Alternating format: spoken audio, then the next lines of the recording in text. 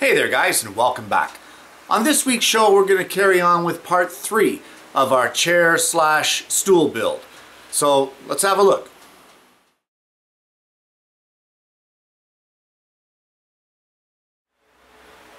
Well, on last week's show we did the whole mock-up, we clamped everything together, everything was looking pretty good. So to start off for this week, before we start shaping all of this, we want to make sure that everything is lining up.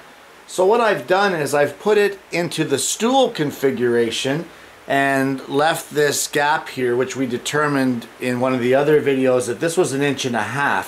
It'll be 2 of the 3/4 plates in here, equaling 1.5 inches. And in lining this up with a straight edge, I can see that the 2 front legs line up beautifully, but the back of the chair, once it's actually flipped around, looks to be about 3/16 to 1/4 inch too long, and I kind of expected that there was going to be some adjustment here, so this is not surprising. So what I'm going to do here in essence is I'm going to use my straight edge and I'm going to mark off this line right down here that would make everything sit flush when the chair is flipped into the stool configuration. And then I'm going to double check my alignment on everything, make sure that everything looks good, and then I'm going to cut off both of these back uprights to the proper length. And once I get that done, then we're going to move on to shaping these pieces. Now we're getting into the real meat of this whole thing here. Well, I've now trimmed up this bottom edge here, which is the back of the chair, and everything lines up really well now for both configurations, both in the chair and in the stool. But what I've got here is I've lost some of my profile for the back of the chair, and I'll just see if I can zoom in on that for you so you can see what's going on here. There it is right there, and all because of cutting it off at that length, I've lost some of this curve on this corner, and I've lost some of this. And it's really no big deal, because all I'm going to do now is get my template, I'm going to lay it back over top of this, and I'm going to remark out this profile. So I'm going to go ahead and cut the other side to the proper length, mark out both profiles, and then we're going to get into the shaping of these. Well, we're going to start getting into the shaping of the front and the back legs for this chair. I'm going to stop saying chair slash stool because I'm just getting tongue-tied, and I'm getting more coverage and more footage for the blooper reel than what I know what to do with. So for this chair, we're going to start shaping the rails, being the front and the back legs. And before you do anything, the first thing you want to do is you want to verify that the blade on your bandsaw is square. And you can see here that mine is square to the table, and truth be told, before I start shooting this video it was off and I had to adjust it. And there are those of you that might say, what happened to the Excalibur 30-inch that you used when doing the templates? And again, I'd like to show as many methods as I can, so instead of using my Excalibur, I'm going to come over here to my smaller Delta bandsaw, and hopefully I'll be able to get this cut over and above the saubing of my scroll saw. So we're going to go ahead, now that we've confirmed our blade is square, we're going to lower our guard to just above the thickness of our stock, and we're going to go ahead and cut out the profiles of these front and back legs of this chair. We also want to just cut just outside the lines, because we're going to be edging up to that and finishing it off and doing the final shaping on a sander.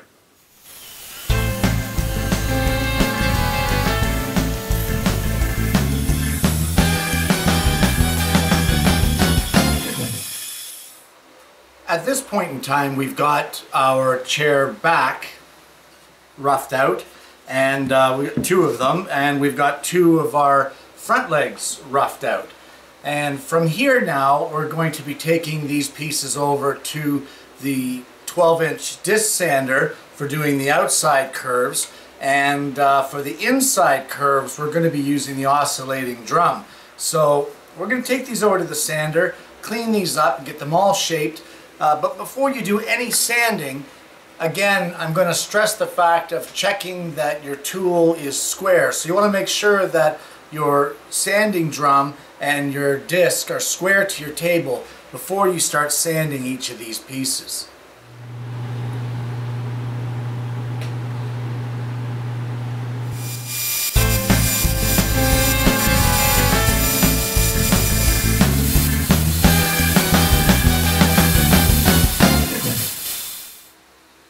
We've got the two front and the two back pieces all shaped up, and I have to say I'm actually very pleased with the way that they've come out. The curves are nice and smooth, and but now what it needs really is a good sanding on the flat surfaces. So I'm going to take the sander to that just to clean it up a bit and remove any remaining pencil marks that might be on there from the dados or the original layout. And then we're going to move on to one other piece, and that is a piece that I haven't mentioned as of yet, and it's a cross brace with some more kind of weird angles that basically fits these two profiles left and right together. Well, this is kind of where we're at right now, and you can see the front leg of the chair is here, and the back of the chair on this side. Now we're going to have some good support on this. We're going to call it a shelf that runs between the front leg and this brace. That will give really good support for these two pieces. Not to mention that there will be a very solid biscuit joint up here at the top. This shelf here will give good support between the brace and the back of the chair, but there's still a lot of unsupported gap right here. And sure, there's going to be a seat that goes across, but we really need to support this piece. So this is where we need to cut that one piece I spoke of in the previous segment. And there's going to be a bridge, so to speak, that goes between these two pieces. This here will be cut at a 15-degree angle, which will match this brace, but this is going to have to be custom cut and custom marked. So we're going to go ahead and do that and see if we can't get this to fit together half decently. And we're going to have to make two custom pieces, one for the left side and one for the right side. So we're going to start off with cutting the width of our brace piece. So we've got a couple pieces of 3/4 inch thick oak, and for those braces that we're talking about, we need to rip them to a width rather of 2.5 inches. Well, we've got our fine crosscut blade in here. It's really hard on it to be ripping oak. So proper blade for the proper cut, guys, as I've said before. We're going to switch up this blade, of course, to the ripping blade. So first things first, make sure your power is unplugged and a quick flick on and off of the power switch. And we're going to change this blade up, and then we're going to rip these to a width of 2.5 inches.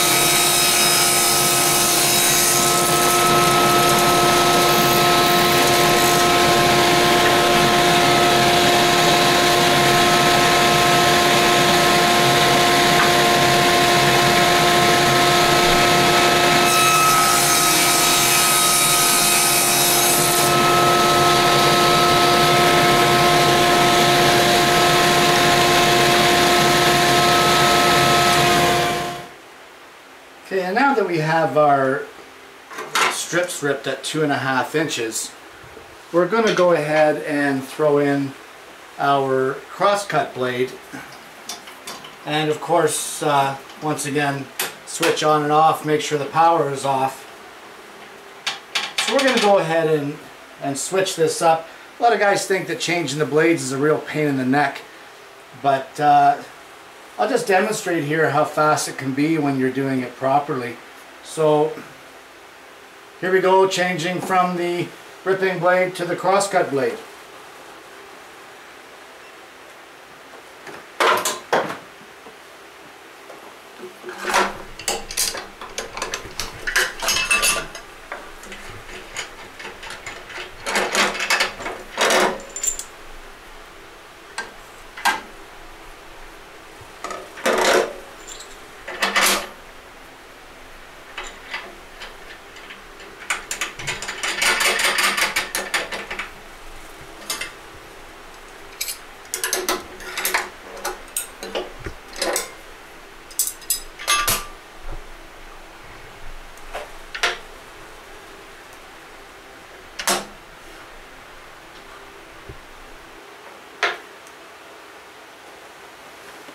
And that fast. We changed from ripping to crosscut, and with the tilt box checked it for square, just like that. Don't think it's a pain in the butt. A couple seconds. So with that, I'm going to use the crosscut blade. I'm going to cut one side of these strips to a 15-degree angle.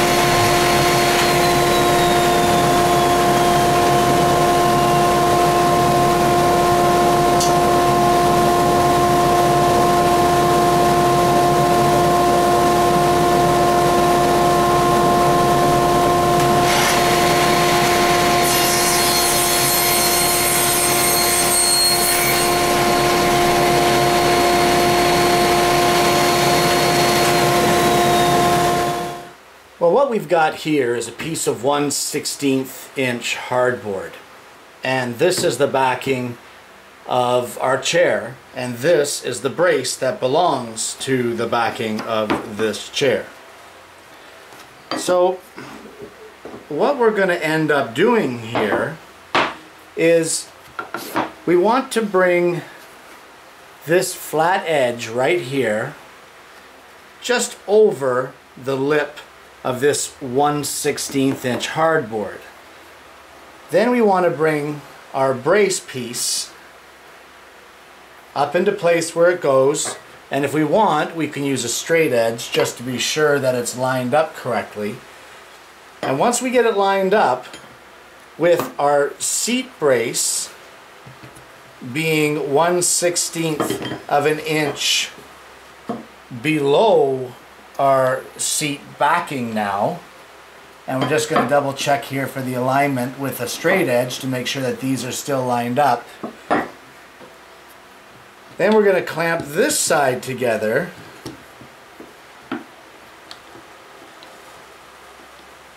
and double check again for this alignment to these bottom pieces here. You want to make sure that these are still lining up. So now what we've got is we've got the back of the seat 1/16 proud of our seat brace.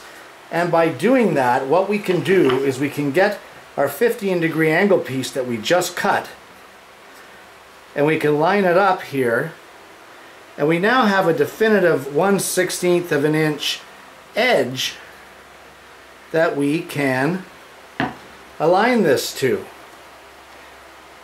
I hope this is making sense. So then, by taking our straight edge, just verify that everything is lined up.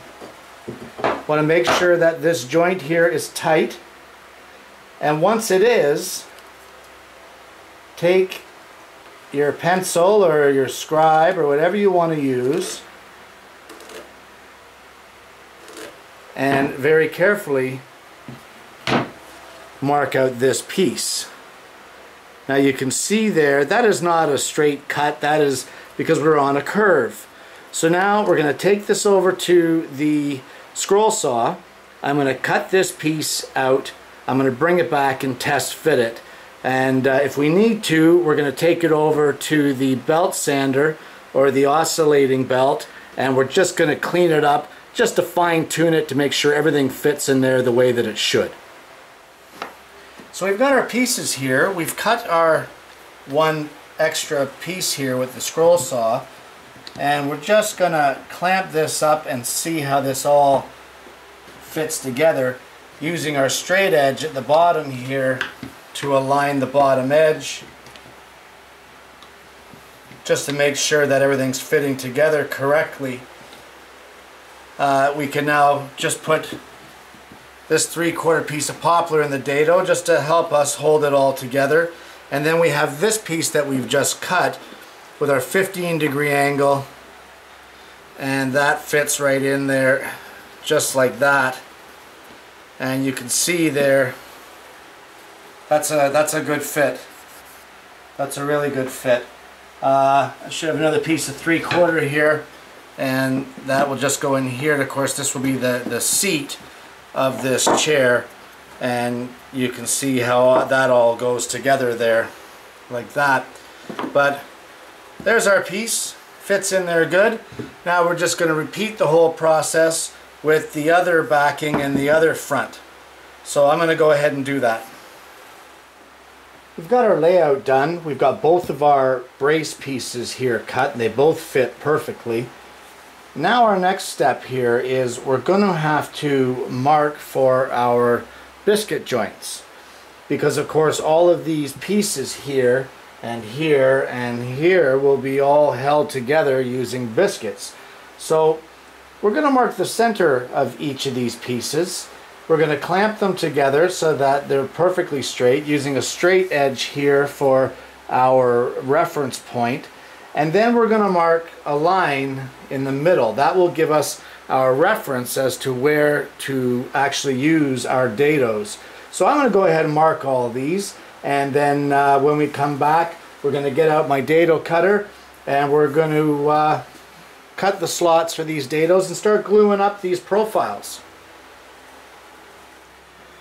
Well, we've got our biscuit cutter set up for number 00 biscuits, and that'll be perfect for this particular application. And we've got all of our biscuits marked. I don't know how well this is showing up on video, but for each adjoining piece that goes together, we've marked a line. Let me just see if I can get that closer to the camera to show you. These two pieces go together, and there's a line there, and although I don't have them lined up very well here, that will go with the indexing mark that will be on our jointer, which you can see down here at the bottom. So basically, with the biscuit joiner, you want to align your mark, turn the machine on, and then you plunge it into your work. So I'm going to go ahead and I'm going to cut all of the biscuit holes for these particular pieces, and then after I get all of those done, we're going to come back and start gluing up these side profiles for these chairs. This is starting to actually look like something now other than a bunch of pieces of wood cut on different angles. So I'm going to go ahead and cut these biscuits, and then we're going to glue this all together. I have all the biscuit slots cut, and we're pretty much ready to glue this up, or these two side profiles to glue them up. And if you guys don't know what biscuits are, or what the joint is that holds it together, the biscuit holes look like this. It's a slot, and just like here it's a slot, and the mating piece also has a slot. And the biscuit is kind of like a composite of sawdust, and it's compressed under high pressure with glue and whatnot. Anyway, what happens is you put glue into this slot, and then along the surface of your joint, you put glue into this slot in the surface of your joint, and then your biscuit fits halfway in here and halfway in here, and then you clamp it tightly together. And what happens is that biscuit now, because we're using a water-based glue for the wood, it soaks up that moisture and it expands. And when it expands, it makes an extremely tight and an extremely strong join between these two pieces. It's a really great way to make butt-end joints if you didn't want to get into using dowels or mortise and tenons or what have you. But biscuit joints are a great way to join butt-ended pieces together like this. So I'm going to go ahead now and glue up these two profiles. And with that, all of the joints are done here. They're all glued together. All the squeeze out is cleaned up on all four pieces. But it's best that we leave this now overnight to give that glue a full chance to set up and to dry. And then once we come back to it, of course, we can sand off any of these rough joints here. There's a little bit of swelling due to the water from cleaning up the glue. So these will all get yet another surface sanding once they're completely dried up. And that's it for another week on this one. This is part 3. This will end it. I'm not going to rush it. The video's long enough as it is. So we'll come back again next week with part 4 of this video, and we'll try to wrap it up. We'll see how it goes. We still have the seat to do. We still have the steps to do. We of course have to cut the mortises for the backrests, and I'm kind of toying with doing something a little different there. But there's quite a bit of work to do on this. And if it goes, if we're finished next week after 4 parts, then we are. And if it goes to part 5, then so be it. I'd rather give you guys 5 parts for those who want to try to make their own than to rush it into 4 and have it so that you might have problems down the road. Guys, thanks for watching, and I'm going to see you again next week with part 4 of our chair build. Thanks for watching, and I'll see you next week.